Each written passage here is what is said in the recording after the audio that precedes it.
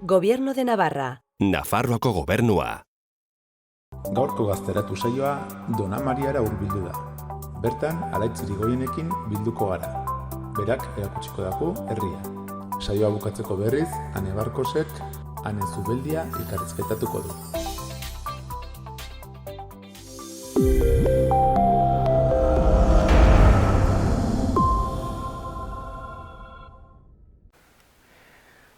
Gaurkoan Dona Marira etorri gara, Malerreka eskualdean kokatzen den herria, eta hemen Alaitz Irigoienekin elkartu gara. Ez eguzu, non gaude? Epa egunon, Dona Mariko jauregin gaude, Uxarre auzun kokatuta dagoen jauregia, eta, auzotan sartuta, gerora haituko gara solasin, baina, probeistuko dut errateko Dona Marik hainbat auzotxula, bentak Uxarrea, Askarraga, Igurin eta Hartze. Populazioa handia du herri honek? Ez, herri txikia da. 450 pertsona inguru bizi gara bertan, Dona Mari eta Gaztelu kontutan hartuta, eta txikia da bai.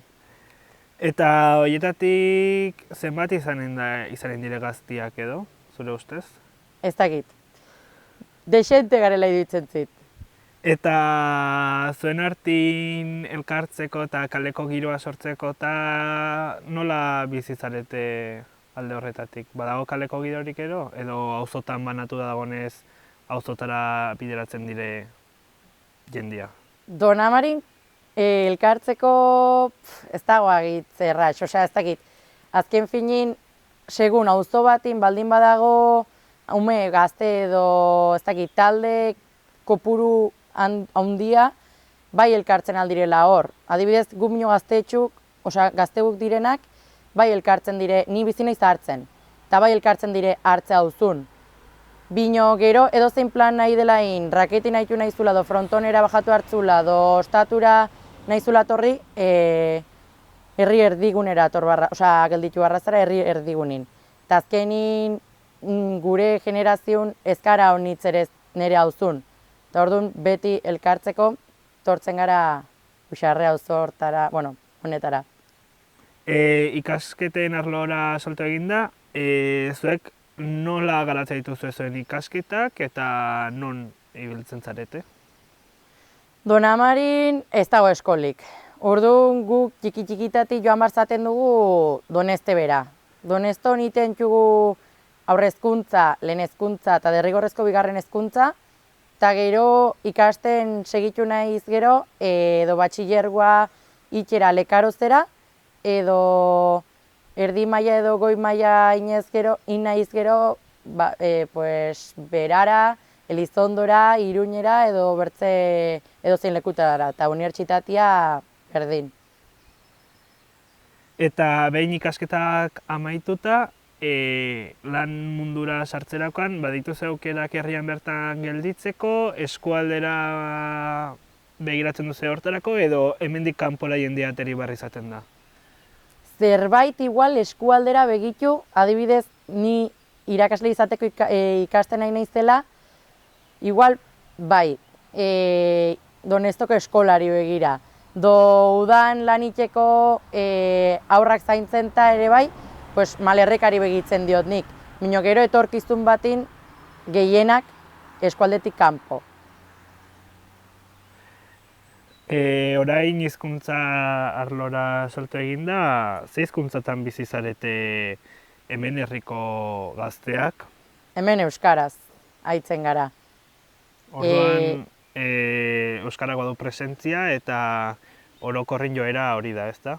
Bai, taski harronago, bertze herri hauniztan gaztelera aida hartzen indarra, bino Dona Marin ez da hori pasatzen nahi, hasi que konten nago. Eta arratsaldetako eta asteburutako eskolaz kanpoko ekintza ekitaldi desberdinak, kirolak, kultura inguruan, baituzu eskaintza desberdinak edo non jorratzen dituzue olako jarduerak? Zait, hemen herri kirolak eta hola ez txire egiten naunitz. Ekitaldik bai, adibidez, badekit aste kulturala izan zela hemen, eta intzituzten taluk eta hola, azkenin tradizioa dena pues, pixkot gaztetxurita irausteko. Gero ere badekit bertso saio bat izan zela hemen bertan, eta Malerrekan egun ere izan ginen dula gutxi, eta horri bili ginen. Bino, asteburu normal batez edo zer gauza egiteko, ez dakit, ez. Orduan, eskolaz kanpoko jarduerak baino gehiago egun zehatzetan antolatzen dituzue ekintza desberdinak, eta norrek antolatzen ditu ekintza horiek edo, nor bakoitzak elkartzen zarete gaztiak antolatzeko edo kanpotik etortzen dire idea difentik edo nola izaten da? Egia da hemen herrin gaztik bestatan eta inautetan eta espaldin bada idea honitzik ez dugula. Bino, bueno, gehien bat, pues, errantako horiek udala eta gaztik elkarlani nahituta itxen dugu zerbait. Azken finin, denen artin ideak patuz beti sortzen da edo zer gauza. Eta, bueno, eskualdiri begira, ja, gero ja, eskualdin Donezte benta, bai, badire jarduera do aukera do plan gehiago. Guain pixko, aizialdiri buruz, pixko solastuzu baitaren, baina, bueno, errepikatzen du galderak, eta hori gehiago harretan bat zongi, eta bertzela, pues, deus. Beraz, aizialdia gehien bat, zuen kabuz egiten duzuela erranen nuke. Nola betetzen dituzue arratsaldeak eta asteburuak lagunekin mendira joaten zarete, jolas desberdinak egiten dituzue, ez dakit frontenis txapelketak edo ze egiten duzue? Bai, erran bezala hemen jarduerak ez dire haunitz antolatzen, eta aste tartez, orain, hauniztan jendia lanin dago, eta elkartzen algarenak, elkartzen gara do mendira joateko, do frontenisen aitzeko, do adibidez Donamarin hortzegunetik antzin, ostatu irekia dagoela, ostatura joaten gara. Eta bertzenaz, asteburutan Donezteben antolatua dagoen gazte burrunbak edo bertze ekitaldi bat antolatua baldin badago, bueno, ara eta joaten gara. Azkenin bakotxan afizioa horrata jotzen du. Afizio hortan zerbait antolatuz gero, eguna pasatzeko.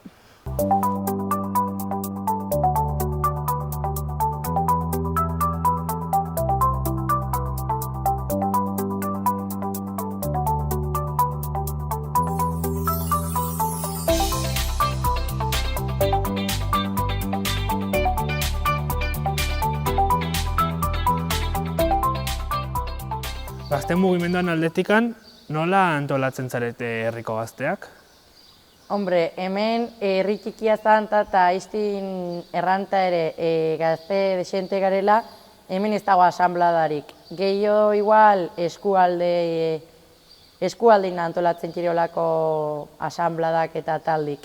Baina bai, herriko bestak eta inautik eta antolatzeko, gaztik bi talde edo, bai, 3 ez dakitzen bat garen, aski ongera ematen gara eta denak elkartzen gara olako jarduerak edo antolatzeko eta elkar solasteko.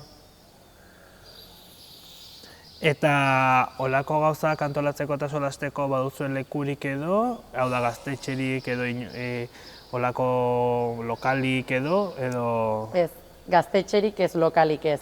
Edo ostatun edo herriko plazan, hemen bertan, juntatzen gara. Naiz eta gazte asanbladarik eta inongo olako eragilerik ez egon Donamarian, genero eta berdintasun inguruko iritzirik, hausnarketarik egiten da gazten inguruan? Ze iritzi dago horren inguruan? Aldaketa klimatikokin ez bezala, horren ingurun ikuste egunerokotasunin solasten dugun, eta azken finin edozein portaera edo jokaera badirere lagunan artin aldatzeko edo zer gauza aldatzen saiatzeko joera dugu ez dakit. Nik uste alderdi hortako ikuspegia nahiko ona den. Eta zein da uste duzu arrazoia, adibidez, genero auziaren inguruan elkarrizketa eta iritzi desberdinak konpartitzea, eta ez ekologia eta gaur egungo klima aldaketaren aldeko iritziak ez elkarbanatze hori. Ez da iritzik ez dugula igualak. Azken finin igual ere horren ingurun eskolan iten diren lanketak suertatzen altzaizkigu aspergarrik. Azken finin bai dela gure mundua, gure planeta ez, baina igual da norberak egunerokotasunin aldatzen txun jarrerak eta bertzia ez dakit, igual gehiago solasten aldugula edo ez dakit, ez gara hasten gu birtziklatziri buruz solasin edo ez dakit. Azken fini hori da norberak jun ohiturak. Agian izan daiteke zuek bizitzareten inguruan naturaz inguratua bizitzeak eta bertze modu bateko bizi martxa batera mateak ez dizuela inbertze pentsarazten kanpun gertatzen ari denaz, edo bai baduze kanpoko ikuspegi handiago bat. Hombre, hemen ikusten duguna, ez dakit, bai ikusten dugula natura nahiko ongi dagoela, baina beti badugu kanpoko ikuspegi hori edo ikusten dugu kanpora ze pasatzen den eta ze gertatzen den, ez dakit. Azken finin da, denak bizi behar dugun planeta bat, ez da gukuria eta fuera. Beraz, gizarte konplejo hontan gai hauniz daude, horien artean baipatu dituguna, generoa, lan mundua, ingurumena. Bino, zehazki, zer da hemen gehien kezkatzen duena edo gehien pentsarazten duen gaia edo? Ez dakit, nik ustein orokorren dena dela kezkagarria. Eta adibidez, zela, minio... zuen kezkak eta arazoak nonbait bideratzen dituzue edo azkenean zuen artin gelditzen da eta ez duzu horrekin gauza aurrera eramaten? Gure artin solastu eta ez dakit, azken finin genero aldetik edo baldin badago jardueraren bat bai saiatzen garela joaten edo euskaran alde korrika intzenin ere bai gazte batzuk joan ginen. Ez dakit, jardueratara jotzen dugu, baina gure kezkak gehien bat gure artin. Eta bukatzeko, ze txoko edo toki polit azpimarratuko zenuke zure herrian norbait etortzen bada bisitatu behar duena, bai edo bai? Niri gustatzen zait Trosketako ibilaldia edo bide hori. Bai, ez dakit, hor mapan zehaztua dago doaunitzek zautzen dute Donamariko kaskadak, bine ez dakit hola deitzen alden. Ez dakit, niri gustatzen zait hori. Eta Eta urteko ze momentutan gonbidatuko zenuke jendea, ze momentu seinalatu da bereziena Donamarira etortzeko? Donamarira eguldi honakin. Ez dakit, nahi balin baduzu hemen zerbaitin eguraldi hona eta asteburutan. Hola, bai ostatu ireki egoteko, eta eguldi honakin edozein menditara joaten altzarelako, edozein planika altzulako. Azken finin, uri egiten balin badu, plaza hau dago bakarrik. Eta plazan, herriko jendia eta kanpoko jendia elkartuz gero, ez dago ere bertzelekurik parkin, egoteko eguraldi hona behartzu. Eta udan, piztina badela ere. Eta hortako ere, eguraldi hona behar dela. Etorkizunera begira, nola ikusten duzu gazteak zuen bizitza? Donamarian imaginatzen duzue edo kanpora begira zaudete? Nik bai. Gainera, aste tarte ez da ikasketakin egoten naiz Donostin, orduan beti desiotan egoten naiz asteburua jetzeko, hortzila jetzeko, Donamarira etortzeko, eta baldintzak uzten baldin badute benpein nire ilusioa doa ametsa da Donamarin bizitzia, eta hemengo gazte haunitzek ere hemen indute itxe bizitza edo bizitza benpeinen, eta orduan etorkizun batin ere hemen bizitzeko idea dutela ikusten da. Eta familiak osatzen aiki direla, orduan bizia badela. Ze herri batetik heldu den gazte bateri, ze plan eginen zenioke egun baterako? Egun baterako, Bai. Dona Maria osotasunin izautzia. Ez da egit, azken finin, kanpotik tortzen den jendia, tortzen da erdigunera, eta bertzauzuk estu izautzen. Orduan, pixko bat osotasunin izautzia. Eta asteburuko plana balitz? Pues erran bezala mendira joan, pixkot izautu dentik. Gainera, batxire hemen berezitasunak, aiztin egon garen jauregia, Elizak ere badu dorria borobila, eta hori ez da herri hauniztan ikusten. Mendik ere zoragarrikire eta konbentua ere bada, orduan, bada zer izautu. Ongi da, mila esker. Eta jauzturi.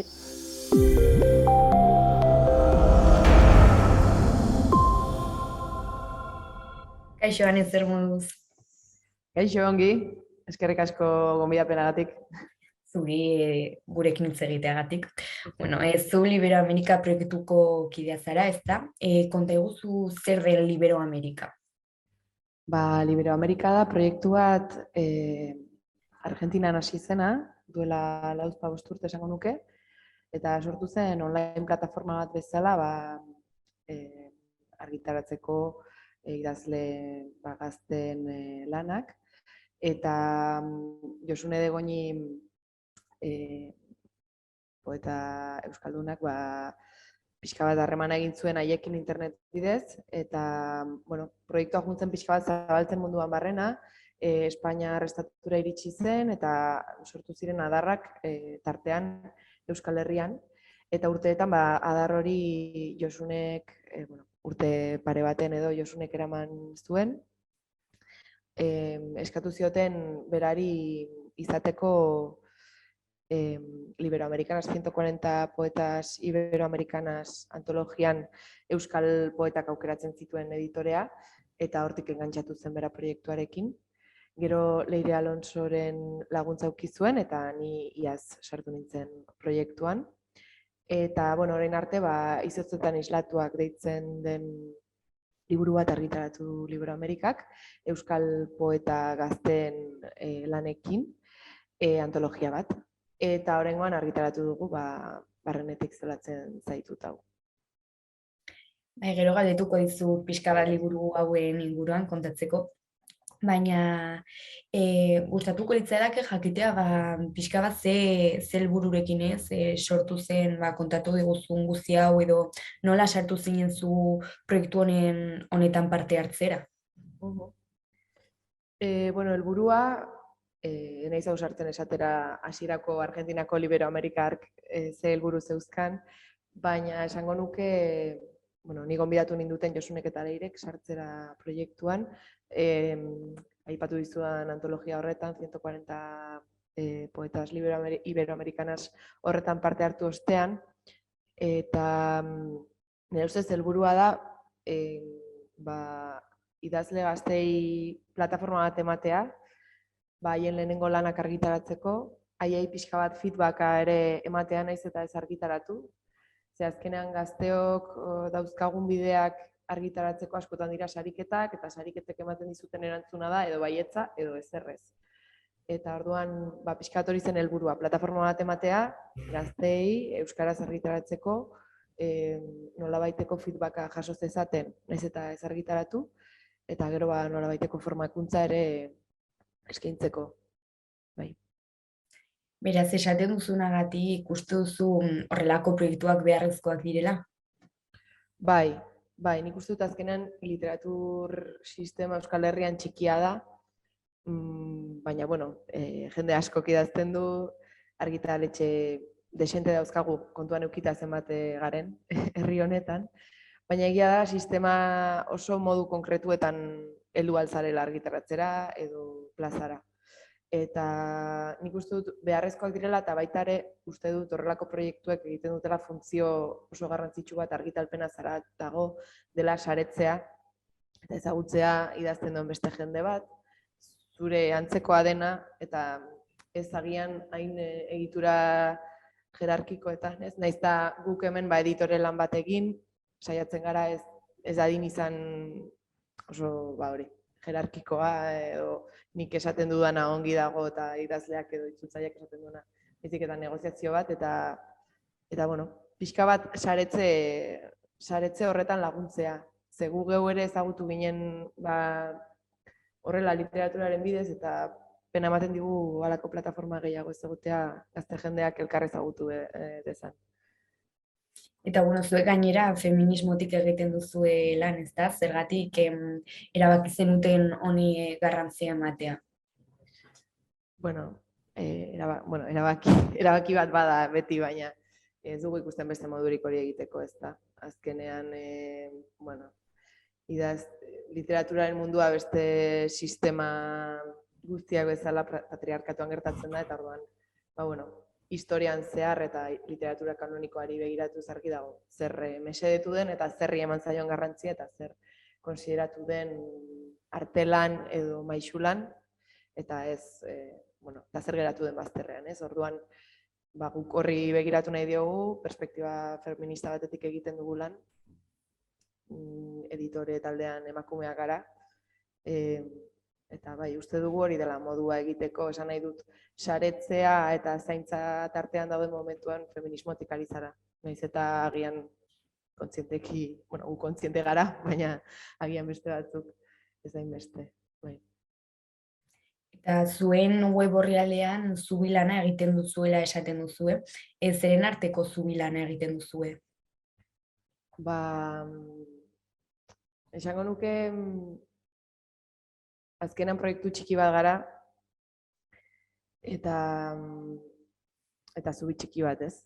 Eta esango nuke, heltzen garela, heltzen garen lekuraino, baina zubi hori ere importantea dela, gauza txikien arteko zubi bat gara. Ez daukagu asmo izugarririk. Liburuak triunfatuko balu, oso ongi. Baina esango nuke, txikitik ari den jendearen artean, eta gauza txiki dio danean ez dut esan nahi balio gabe, esan nahi dut, holako, gauza txikiak eta mimatuak jaso nahi dituen, egin nahi dituen eta jaso nahi dituen jendearen arteko zubilana, esango nuke. Eta orain lehen aipatu dituzun barrenetik zuratzen zaitut eta itzultzetan islatuak liburuen inguruan zer kontatu dezakezu? Itzultzetan islatuak buruz nik hitz egin dezaket parte hartzaile bezala, ze garai hartan ez nengoen editore taldean, eta Leirek eta Josunek gonbidatu ninduten parte hartzera, eta egia esan pixkat insistitu zidaz, ze berandu ibili nintzen, eske gero pixka desastre izaten da idazten duen jendea batzuetan ni barne, baina izatzetan islatuak izan zen antologia bat, okerrez banago 24 idazle gazte biltzen zituena, Euskal Herri osokoak, formatu desberdinetan, baina esango nuke gehien bat poesia. Eta azkenean ondo, ni idazle edo parte hartzaile bezala, asko gustatu zitzaidan ikusten ere lana beste batzuen alboan, ez? Eta nik uste dut antologiek ematen dutela aukera hori despersonalizatzeko edo kentzeko pixua personari, eta askotan oso modu personalistan argitaratu, personalista, esan nahi dut, persona edo idazlearengan enfasia jarrita argitaratzen da, eta antologia batek aukera ematen dizu, jende desberdina ezagutzeko, irakurtzeko, esateko, ostra, ze ondo, eta inkluso belaunaldi bat edo bat eta erdi bi, elkarrekin ikusteko ze gai jorratze dituzten ditugun gazteok, eta nik uste dut horrelako antologiak beharrezkoak direla, eta aspaldi ezakit Euskal Herrian baute zegoen horrelako zerbait. Eta barnetik zulatzen zaitut, guztiz bestelako lan bat izan da, itzulpen proiektu bat izan da, hartu ditugu Iberoamerikak Argentinako adarrak argitaratu dituen liburuen artean, aukeratu genituen 4 poeta, mexikar bat, Ekuadorreko bat eta bi argentinar, eta hemengo lau itzultzaile Euskal Herritar, eta jarri genituen elkarrekin harremanetan, eta enfasia jarri dugu itzulpen prozesu horretan. Azkenan antologia ere elebiduna da, hau da, bi hizkuntzak ageri dira parez pare, eta nik uste dut esperientzia polita izan dela itzultzaileentzat, eta guretzat ere ikustea nola hitz egin daiteken autorearekin, zer iradokitzen dion batari besteari. Eta azkenan enfatizatu nahi izan dugu ere itzulpen prozesua dela itzulpen bat eragina daukana. Nork itzultzen duen, nondik itzultzen duen ez da berdina. Nik itzuli testu bat, zuk itzuli testu bat, beste era batera iritsiko da ona, ez da? Eta orduan, hortan ere jarri izan nahi du pixkat azpimarra. Bai. Ez ditut aipatu izenak, baina idazleak dira Dennis Griffith, Janina Giglio, Sara Montaño eta Ingrid Tringas, eta itzultzaileak dira Miren Irizar, Leire Vargas, Sarai Robles eta Miren Irizar esan dut, Jone Makazaga. Hori da. Bai, Leire Vargasikin hitz egiteko aukera izan genuen eta pixka bat kontatu zigun liburuaren inguruan. Eta orain, esku tartean proiektu berriren bat daukazu edo zertan ari zarete une honetan? Une honetan gehien bat ari gara lan hau zabaltzeko lanetan. Gu geu ari gara liburua zabaltzen, eta hori batzutan komplikatua da ere bai, gure lanak ditugulako. Eta online ere saltzen dugu liburua, norbaitek nahiko balu.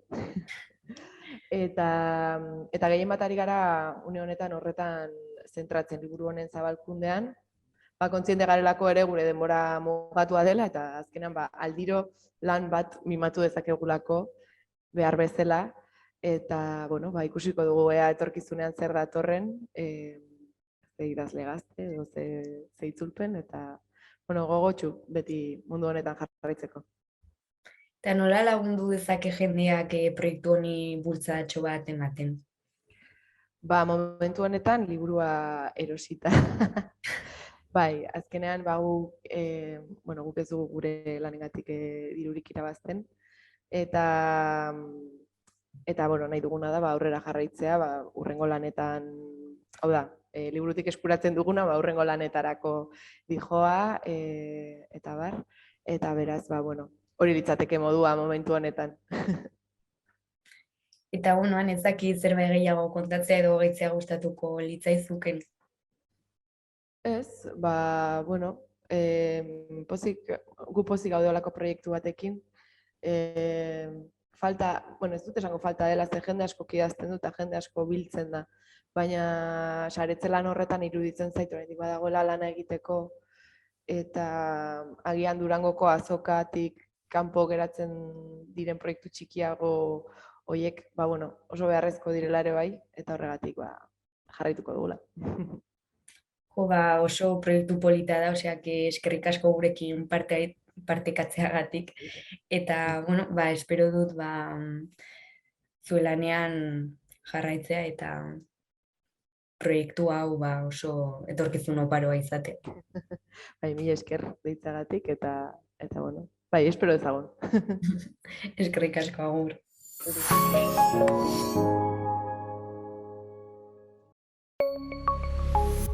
Gobierno de Navarra. Nafarroako gobernua.